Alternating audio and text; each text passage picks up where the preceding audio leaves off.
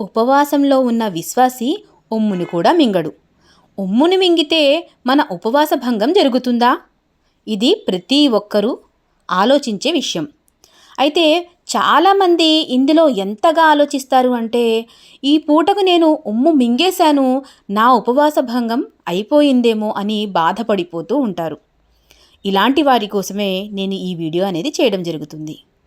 కొందరి ఆలోచన ఎలా ఉంటుంది అంటే, ఇక పొద్దస్తమానం నా నోట్లో ఉన్న లాలాజలాన్ని నేను మింగేస్తున్నానేమో అనుకుని వాళ్ళు ఉదయం సహరీ చేసినప్పటి నుండి ఇఫ్తార్ వరకు ఉమ్మును వేస్తూనే ఉంటారు. అంటే ప్రతిసారి కూడా వాళ్ళు వెళ్ళి ఉమ్మి వేయడం జరుగుతూ ఉంటుంది.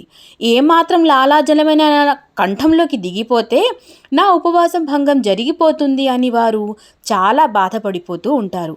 అలాంటి వారికి ఆలోచన దాని మీదే ఉండడం వల్ల ఒక్కో నిమిషానికి 2 సార్లు కూడా ఉమ్ముకోవడం జరుగుతూ ఉంటుంది. అయితే వారు మగరిబ్ అంటే ఇఫ్తార్కి ముందు వారి కంఠం మొత్తం ఆరిపోయి చాలా బాధపడిపోతూ ఉంటారు. కొందరైతే వారు సరిగ్గా నమాజ్ కూడా చదవలేరు. నమాజ్లో నుంచున్న తర్వాత కూడా వారు ఆ ఉమ్ముని అంటే ఆ లాలాజనాల్ని అలాగే ఆపి ఏదైతే రకాత్ ఉందో పూర్తి అవ్విన వెంటనే వెళ్ళి ఉమ్మేసి వస్తూ ఉంటారు. అయితే అలాంటి వారి గురించి నేను చెప్పబోయేదేమిటంటే, మీరు ఆ ఆలోచన నుండి ముందు బయటికి రండి. మనం అదే పనిగా నేను ఉమ్ము మింగేస్తానేమో అనే ఆలోచనలో ఉంటే ప్రతిసారి మనకు తెలియకుండానే మన నోట్లో లాలాజలాన్ని మనం అలా తీస్తూ ఉంటాం. అలా కాకుండా ఎప్పుడైతే మన దృష్టి వేరే వైపునకు వెళ్ళిపోతుందో మనం ఈ విషయాన్ని మర్చిపోతాం.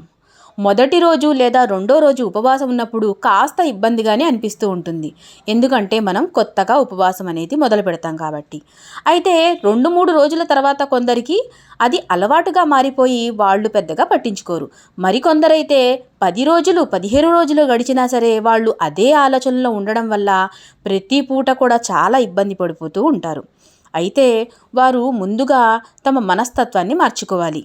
నా ఉపవాస భంగం జరగదు అని.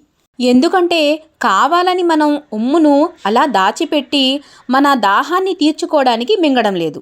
ఏదో అనుకోకుండా మన గొంతులోనికి వెళ్ళిపోతే మన ఉపవాస భంగం అనేది జరగదు. కాబట్టి మన దృష్టిని మార్చుకోవాలి.